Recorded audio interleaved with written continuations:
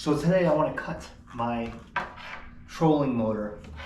Right now as it stands, if I just hook this up like this, the motor is going to be too deep in the water. And I want this motor to be a little bit more shallow. It's a kayak. The kayak can go in shallow water.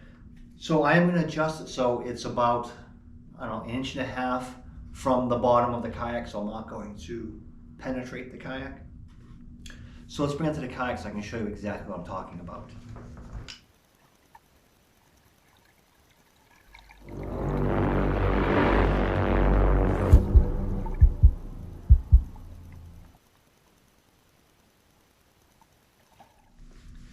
Okay, so this is my thought on this. I want this shaft to be as shallow as I can get it, but you also gotta remember, my water line is right about here. So that gives me a good 7 inches under the water. You don't want this too close to the surface because then you're just it's gonna have cavitation. You're gonna have, it's gonna be sucking it in air, and it's gonna be a noisy mess. So this is deep enough. It's also deep enough where it's not going to hit the hull.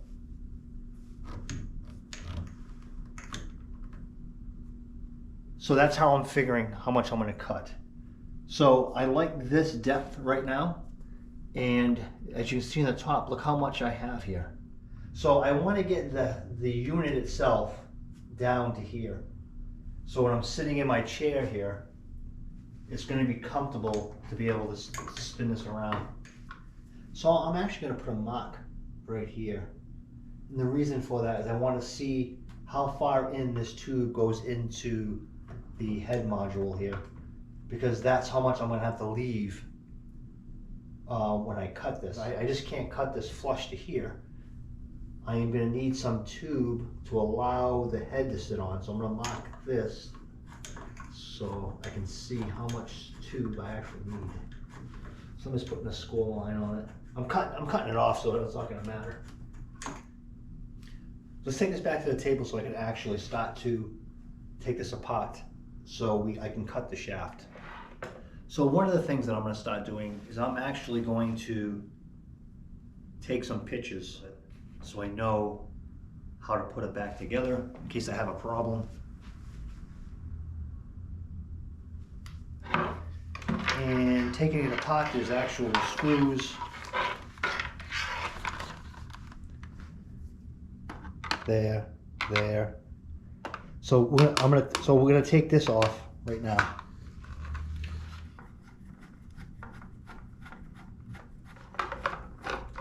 And as you can see, I'm using a regular screwdriver. I am not using a driver bit. I don't want to strip anything. And it's the same thing when I go to put it back together again. I am going to use a screwdriver. The screws are popping out. From what I can see, there's 6 screws.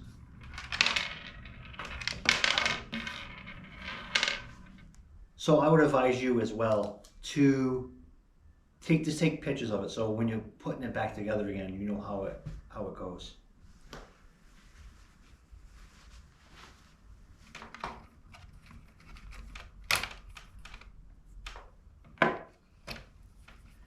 And we're left with this, and we're going to unhook all this as well. And what I am looking for is I am looking to see if it is labeled, and it is labeled. I see a white. I just want to take pictures of it. Again, take pictures so you know exactly how this goes back together. So now I'm unhooking all these wires just like this. Okay, just like so. So I'm gonna take the bottom half off of this too. And the bottom half, this has a screw which is right there.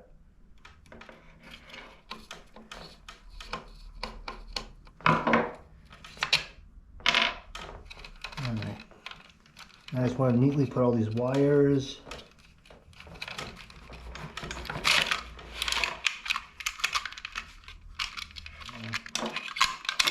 Okay. So now this can stay here. And it is a fiberglass shaft, and there's a mark. And I can see the mark that I made. So it is 1.25 inches. So that means I need to leave 1.25 inches down here. So I am going to mark 1.25 inches on here.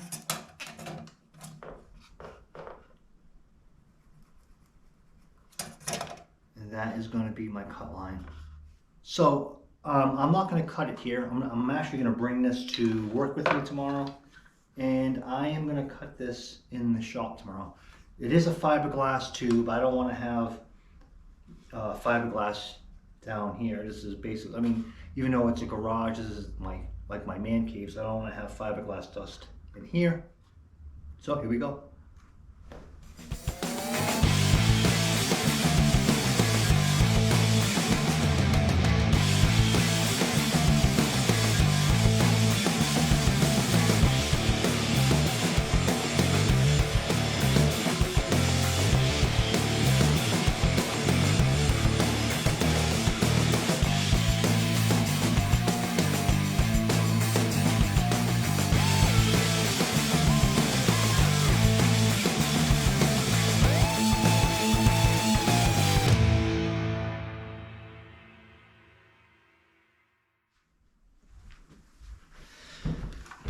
Okay, so while I was at work, I cut this with an air saw. Now, you might not have an air saw, and using a hacksaw, it will do the same exact thing. The thing with the air saw and a hacksaw, you're just going to cut into the pipe itself. You're just going to cut into the pipe itself, and then you can flip it over, which will keep the wires down at the bottom here, and you just keep going. You don't want it to slice right through because you cut all the wires, obviously. So I noticed that there's a nick in the wire, and the nick in the wire wasn't from me. It was actually from the manufacturer. It's way up here. This right here. So this nick was actually up here. So the manufacturer, when they drilled out the hole, they actually nicked the wire. So I am going to use some wire shrink.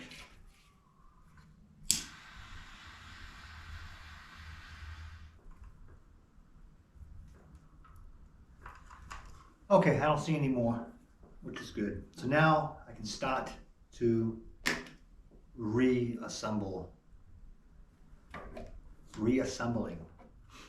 So I got it all back together again.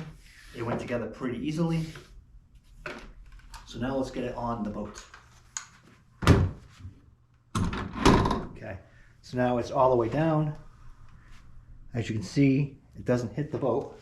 Move this out of the way. So now I want to try lifting it up as well. I can also loosen this and do one of these. And now this is way back here like this, which actually gives me enough room now if I wanted to, I can paddle with it set up just like this. It's out of the way enough where I can still paddle.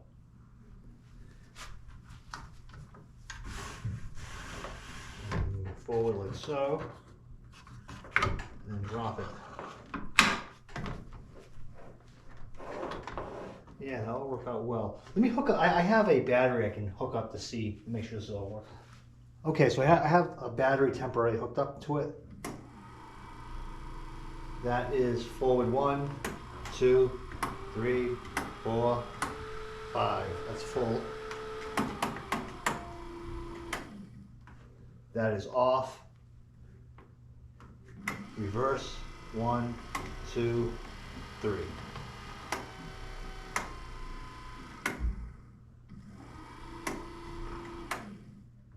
All right, well, that all works.